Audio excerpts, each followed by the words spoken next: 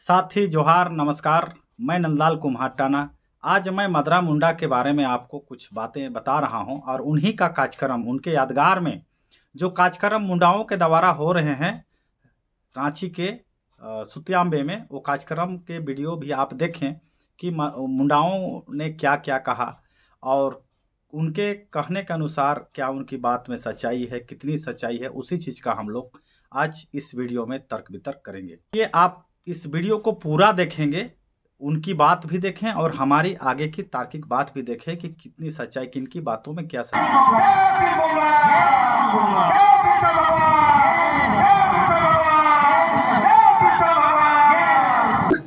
देखिए, मदरा मुंडा की बात कही जाए तो पूरे दुनिया में उसका नाम है। उनका जो शासन व्यवस्था आजमगढ़ तक था, अफगानिस्तान से आगे तक था, मोहनजोदड़ो बोलते हैं। उसके बाद वहां से उत्पत्ति होते होते पूरे देश में फैल गए हम लोग। लेकिन आज देखते हैं मदरा मुंडा मुसलमान को बसाया, हिंदू को बसाया, सभी को बसाया, यहाँ पर नाय को बसाया। लेकिन आज की स्थिति पर नाम लेने वाला कोई नहीं है। आज उनकी विरासत छीना जा रहा है, जमीन छीना जा रहा है, तो उनकी याद में आज हम लोग जमा होते हैं।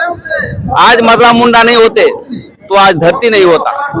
उनका उद्देश्य, उनकी राजा का जो पैमाना था समाजवादी स्टाइल में था कि एक जगह बैठ के हमको निराकरण करेंगे, देवता का पूजा करेंगे और जमीन को बचाएंगे। तो आज उन्हीं की याद में आज हम लोग यहाँ बैठे हैं और महाराजा मदरा मुंडा का जो स्टेट है, जो राज है, वो फिर से समाजवाद की ओर स्थापित हो। यहाँ पर कोई ऊंच नीच नहीं हो, कोई बड़ा छोटा नहीं हो, एक समान के रूप में जो बनने का परिकल्पना है, उसके लिए आज बैठे हैं। और मदरा मुंडा की याद में यही कहना चाहते हैं कि आज उनकी आत्मा रोती होती कि उनकी जमीन छीना जा रहा है। आज उनकी खतियान में दूसरे का नाम है और कुछ मुंडे लोग भी उनकी जमीन को बेचते हैं और खुश होते हैं। आज यदि जमीन बचता, समाज बचता, तो उनकी आत्मा जीवित होता। आज पहाड़ बचाने के लिए हम लोग आए थे पिछले बार, अभी बचा नहीं है। इसको और संघर्ष करने की जरूरत है कि हमारा अस्तित्व दूसरी झंडा लग रहा है, हमारी झंडा को समाप्त किया जा रहा है। तो ये कौन दोषी है? आज लिखा हुआ पहाड़ पर बिल्कुल बिल्कुल हम लोग धर्मांतरण की ओर जा रहे हैं। हम लोग तो हमारा अपना अस्तित्व, अपना धर्म संस्कृति के आधार पर जाना चाहिए। मुंडा समाज को एक बात कहना चाहते हैं कि आज अलग राज हुआ, आज अबुआ दिसुम अबुआ राज का पार्टी स्थापित हुई है, मुंडा को जगह नहीं दिया गया। ये भी अपमान हम बर्दाश्त नहीं करेंगे। आखिर आप शासन सत्ता में स्थापित होते हैं, मुंडाओं को मंत्रिमंडल में क्यों नहीं डालते हैं? इसका मतलब स्पष्ट है कि आज मदरा मुंडा का खतरे में है। खतरे को बचाने के लिए हम लोग आज बैठे हैं। आने समय वाले जन्म दिवस भी है, उनकी याद में आज गाते हैं और सभी मुंडा समाज और आदिवासी समाज मिल बैठ करके एक नया क्रांति के लिए जो उनकी याद में आज हम लोग बैठे हैं, उसी आधार पर झारखंड को बढ़ाने का काम करेंगे। आज मदरा मुंडा जैसे कई लोग खतरे में है, सही बात है। महाराजा मदरा मुंडा का जो ये सुतियांबे गढ़ है, ये खतरे में है। ये धार्मिक रूप से धार्मिक रंग इसको दिया जा रहा है, जबकि ये धार्मिक स्थल एक्चुअली है नहीं। ये हमारा धरोहर है और अपने धरोहर स्थल पे आदिवासी अपने रीति रिवाज से पूजा पाठ या जो भी अपना संस्कार वो करते थे। लेकिन आज इसको हिंदूकरण किया जा रहा है, जिस पर हमें आपत्ति है। रही बात आज जो कुटकटी मुंडा समाज के द्वारा जो ये सम्मेलन किया जा रहा है, कुटकटी मुंडा समाज के द्वारा ये सम्मेलन किया जा रहा है मुंडाओं का, उनका एक ही उद्देश्य है कि मुंडा समाज जागरूक हो, एकजुट हो, अपने रीति रिवाज, परंपरा, संस्कृति सबको वो लोग आगे लेकर जाए, ग्राम सभा को मजबूत करे, अपनी बढ़ा व्यवस्था को मजबूत करे और एक सशक्त आदिवासी समाज बने। देखिए, जहाँ तक कि मदरा मुंडा का मिलन समारोह कहा जाए, या तो मुंडाओं को जो प्राचीन व्यवस्था था, उस व्यवस्था का चिंतन मंथन करते थे। ये जो पहाड़ के ऊपर में बैठ के महाराजा थे, और उस समय सबसे शुरुआती महाराजा कहा जाता था, रहा भी था। और सिर्फ अपना समाज को नहीं, पूरे भारत देश का, विदेशों में उसका माने नाम चलता था। लेकिन आज जो उसकी जितना विरासत है, जितना बचा हुआ विरासत है, उसको भी रखने के लिए, सुरक्षा करने के लिए सरकार पहल नहीं हो रहा है। और इसीलिए जो है हमारे उस महाराजा मदरा मुंडा का जो समाज के लोग हैं, मुंडा समाज के लोग हैं और विभिन्न आदिवासी समाज के लोग हैं, ये तमाम लोग जो है इस विरासत को बचाने के लिए मंथन करते हैं, चिंतन करते हैं कि उसका विरासत कैसे बचे। उसी से आज जो है से राजा महाराजा कयक शासक कयक मने राजा लोग यहाँ पर उसी का दिशा निर्देश पर चले भी, और बहुत सारे उनका मने ये राज्य था, जो गढ़ था, आज भी वो गढ़ का विरासत कहीं न कहीं बचा हुआ है। तो साथी, आपने अभी सुतियांबे के जो कार्यक्रम थे जिसमें मुंडाओं के द्वारा कहा गया, इस बात पर हम जिक्र करेंगे। पहला चीज, इन्होंने कहा कि मदरा मुंडा ने मुसलमानों को भी बसाया, ईसाइयों को भी बसाया। बिल्कुल गलत बात है। मदरा मुंडा ने ना ईसाई को बसाया, ना मुस्लिम को बसाया, ना ही हिंदू को बसाया। मदरा मुंडा के शासन काल में पहला कोई धर्म था ही नहीं। जब गांव की व्यवस्था बनी थी, मदरा मुंडा के शासन काल, जब हजारों साल पीछे हम जब जाएंगे, जिस समय किताब तो लिखी नहीं गई थी, उस वक्त विज्ञान का कोई आविष्कार नहीं हुआ था, उस वक्त पूर्णतः वस्तु विनिमय प्रणाली थी, उस समय खनिज ना ही किसी तरह का कोई भी आविष्कार हुआ था। तो हम जानते हैं कि उस वक्त पाकिस्तान भी हिंदुस्तान के अंदर में था। उस वक्त नेपाल, अफगानिस्तान, भूटान सहित 10 देश भारत के साथ में थे, यानी अखंड भारत हुआ करता था। उस वक्त मदरा मुंडा के शासन काल की हम बात करें तो उनके सामने, उनका बुद्धिमानी के सामने हम लोग जीरो हैं, क्योंकि हम मनुष्य के द्वारा बनाया हुआ धर्म ग्रंथ से चलते हैं, जबकि मदरा मुंडा प्राकृतिक से चल रहे थे। आज उनके तुलना में हम हर एक मामले में शून्य हैं। तो इस बात को आप पूर्णतः जाने कि भारत में कई बाहरी लोगों के द्वारा आक्रमण होता है। जब मोहनजोदड़ो में थे हम, तो आर्य लोग आते हैं, उनके द्वारा हमारे पुरखों के ऊपर शासन किया जाता है, हमला किया जाता है। कुछ दिनों के बाद मुगल लोग आते हैं, जो मुस्लिम धर्म को लेते आते हैं, जो तलवार के बल पर हमारे लोगों को मुस्लिम भी बनाते हैं। उसके बाद फारसी लोग आते हैं, इनका भी अपना चलता है शासन। फिर हमारे बीच में आते हैं अंग्रेज, और अंग्रेज लोग ईसाई धर्म को लेके आते हैं।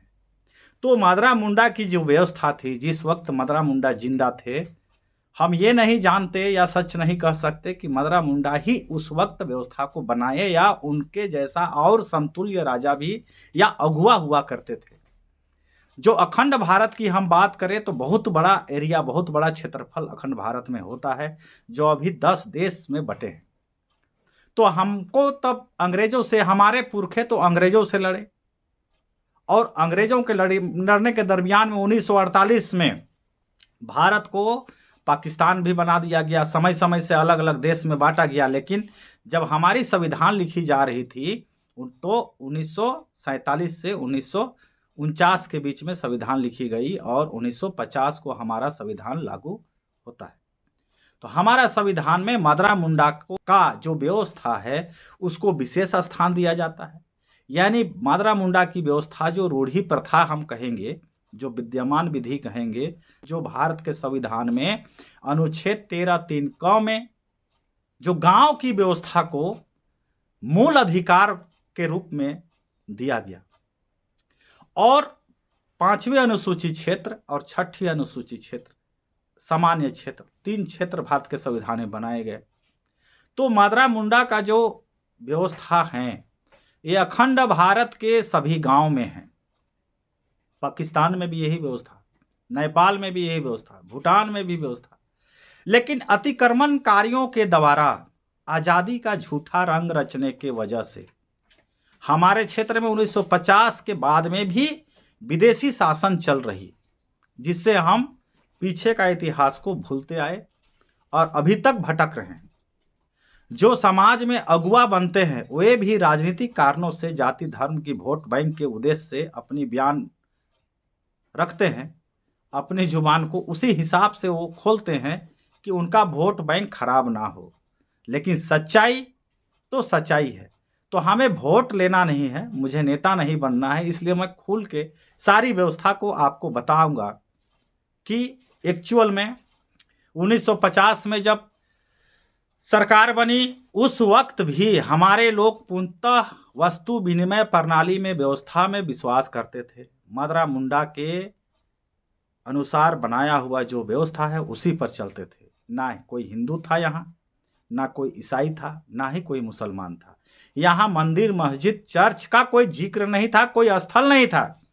बाद में कई हमारे स्थल जहाँ जहाँ हम बकरा बलि देते हैं, गच्छित करते हैं, किसी मन्नत मांगते हैं, वहाँ वहाँ पर मंदिर का रूप दे दिया गया। लेकिन है तो मदरा मुंडा की व्यवस्था का ही वो पूजा स्थल है। चूंकि आपको जानना ये होगा कि गांव में एक पूजा स्थल नहीं है, सिर्फ सारना या देवी मंडप भर गांव में पूजा स्थल नहीं है। अलग अलग गांव के अलग अलग पूजा स्थल है। कोई कोई गांव में 5-6 जगह पर पूजा स्थल मिलेगा, कोई कोई गांव में 3 जगह मिलेंगे, कोई कोई गांव में 7 जगह मिलेगा। लेकिन हम मदरा मुंडा की व्यवस्था को आज की किसी भी धर्म की व्यवस्था का टक्कर नहीं दे सकता। क्योंकि आप स्पष्ट जानिए कि मंदिर को या गिरजा को या मस्जिद को आप कहीं पर उठा के ले जाओ, उसको बना के धांस दो, छोटा बना के बड़ा बना दो, बड़ा बना के छोटा बना दो, यहाँ से वहाँ ले जाओ, सब कुछ संभव है। लेकिन मदरा मुंडा के व्यवस्था के अनुसार जो धार्मिक स्थल बनाए गए हैं, पूजा का स्थल जो बनाए गए हैं, खासकर सरना, खासकर देवी मंडप या और अन्य स्थल जो हैं, उसको उठा के इधर उधर ले जाना किसी की वश की बात नहीं है। तो आप सोच सकते हैं कि प्राकृतिक शक्ति से किस तरीके से उस जगह को वो मान्यता मिला और वहां पर पूजा हम करते हैं। और हर एक पूजा स्थल के झंडे भी अलग अलग हैं, उसके रंग अलग अलग हैं, ये भी आप जान लीजिए। लेकिन सादा है, उनका पहचान अलग है। जैसे हमारे यहाँ सामूहिक झंडा के तौर पे सारना में सफ़ेद झंडा हुआ करता था, अब भले चेंज कर दिए लोग, अलग अलग झंडा लगा रहे होंगे, अलग बात है। लेकिन देवी मंडप में खास करके सफ़ेद, लाल, काला झंडा होना इम्पोर्टेंट था। ये जुड़ा हुआ था धरती से। सफ़ेद झंडा का पहचान था प्राकृतिक शक्ति से, सादगी से।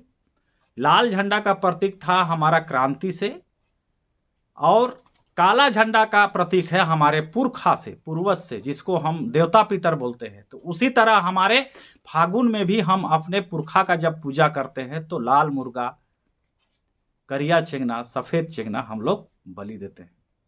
जब हमारे यहाँ शादी होती है विद्यमान विधि से, रूढ़ी प्रथा से, मदरा मुंडा की व्यवस्था से, तब हम शादी में भी करिया पठिया, कासिया बकरा, ये सब हम बलि चढ़ाते हैं। जब उधार की प्रक्रिया हम करते हैं, वापसी जब हम आते हैं, कहीं भटके हुए होते हैं, तो हमें सफ़ेद बकरा का भी जरूरत पड़ता है। तो साल भर में जितने भी पूजा पाठ के जो गांव में जगह हैं, अलग अलग गांव के अलग अलग हिसाब से है, तो अलग अलग पूजा स्थल में भी अलग अलग बलि की भी ये परंपरा है। तो ये आज की परंपरा नहीं है, ये हजारों साल, लाखों साल बोल सकते हैं पीछे की परंपरा है। तो मदरा मुंडा बहुत बड़े विद्वान, बहुत बड़ा ज्ञानी थे, ये बात सच्चाई है। और मदरा मुंडा के समतुल्य अलग अलग क्षेत्र में और भी राजा या अगुआ, राजा नहीं कहेंगे, अगुआ कहेंगे, हुआ जरूर करते होंगे। चूंकि इतना बड़ा साम्राज्य, इतना बड़ा क्षेत्र, अखंड भारत के जितना बड़ा क्षेत्र था, तुलना करना आज के डेट में बहुत कठिन है। तो उस वक्त ना यातायात की साधन थे, ना ही संचार का साधन था, ना ही उस वक्त विज्ञान का आविष्कार हुआ था, ना ही उस वक्त शिक्षा था। तो उस वक्त इतनी बड़ी व्यवस्था थी। आज हम स्पष्ट कह सकते हैं कि जैत पढ़ुआ तैत भेड़ुआ इसीलिए बोला जाता है पुरखों के द्वारा, क्योंकि आज हम पढ़ लिख करके, आज हम धर्म में आपस में, जाति और धर्म में बट गए और राजनीति का शिकार हो गए। विदेशियों के मक्कर जाल में हम पढ़ लिख के ही फंसे हैं, ये बात तो तय है। तो पढ़ने के बाद हम ना संविधान पढ़े, जितने भी अतिक्रमणकारी हैं, जितने भी विदेशी हैं, इन्होंने हमें पढ़ाने के नाम पर शिक्षा तो दिया, लेकिन संविधान की शिक्षा नहीं दिया, ये हमें अपने संस्कृति की शिक्षा दिया। लेकिन उनके जो शासन करने का जो किताब है, वो जो किताब जो पढ़ते हैं, उनके किताब में जो हमारे ऊपर जो शासन करने का जो तरीका है, हमको शोषण करने का जो तरीका है, हमारे ऊपर जल जंगल जमीन को लूटने का जो तरीका है, वो किताब को भी उसने हमको नहीं पढ़ाया। वो ऐसा किताब पढ़ाया कि हम उनके किताब में ही लटपट घूमते रह जाएं और अपने आप को शोषण होने से रोक ना पाएं, हम एक दूसरे से मिल ना पाएं।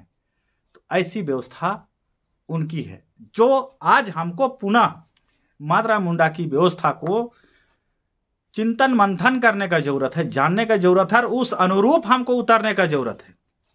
तब माधवराव मुंडा जब गांवों की स्थापना उस वक्त जब हुआ था, तो सोच लीजिए कि हर एक जाति, जो अभी हम जाति का नाम जानते हैं, लेकिन उस वक्त विद्यमान विधि को पूरा करने के लिए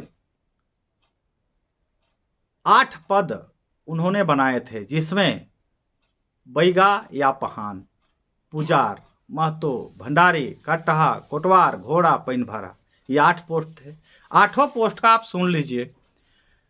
पहान का काम था या बैगा का काम था उस गांव में पूजा करना, पुजार का काम था उस गांव में पूजा की व्यवस्था का समान व्यवस्था करना,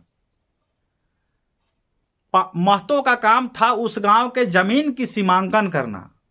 अभी आपके खाता में जो आपके जो खतियान में जो खाता नंबर, प्लॉट, रकबा नंबर, ये तो अंग्रेज का दिया हुआ है, लेकिन उससे पहले ही माधवराव मुंडा के शासनकाल में आर बनाया हुआ करता था, जिसका देख रेख उस गांव के महतो करते थे।